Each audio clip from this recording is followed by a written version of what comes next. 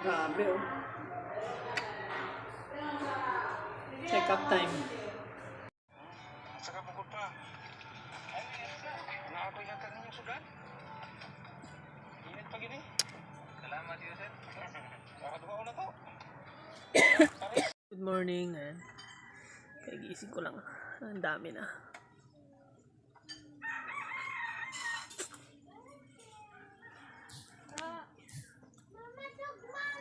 Ay, halos bungkat naman kumir. Ang sakit pala nito. Jesus. Ay, grabe.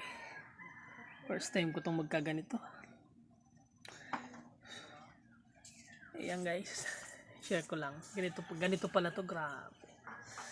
Ang sarap kamutin. Ang kati. Ayan, almusal tayo ng kamote.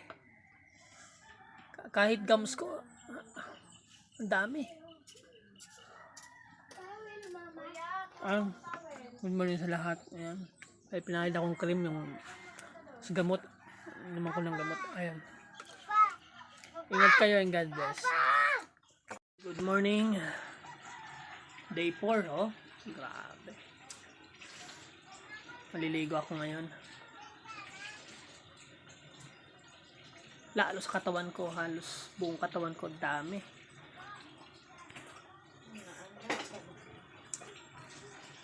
Oh. Hindi ko napakita sa katawan kasi baka maano tayo. Yan, good morning sa lahat. Halos di ako makatulog dito. Makati, masakit.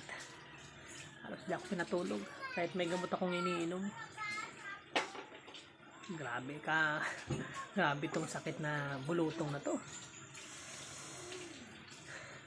Makati sa likod kasi ang dami sa likod. Paghiga ko, hindi ka pwedeng basta-basta magano kasi masakit. Ayan, ingat po kayo. I-share ko lang, oh. Tingnan mo, oh. Grabe, tinadtad yung mukha ko. Ayan guys, good morning. Pang 6 days na. Walang ligo. Ayan, makikita nyo, oh.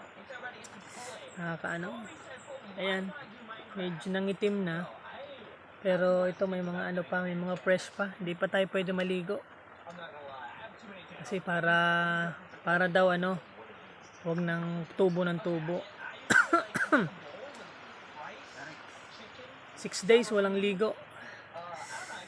Grabe, ang sakit na ng balat ko. Grabe, tinadtad ako. Oh.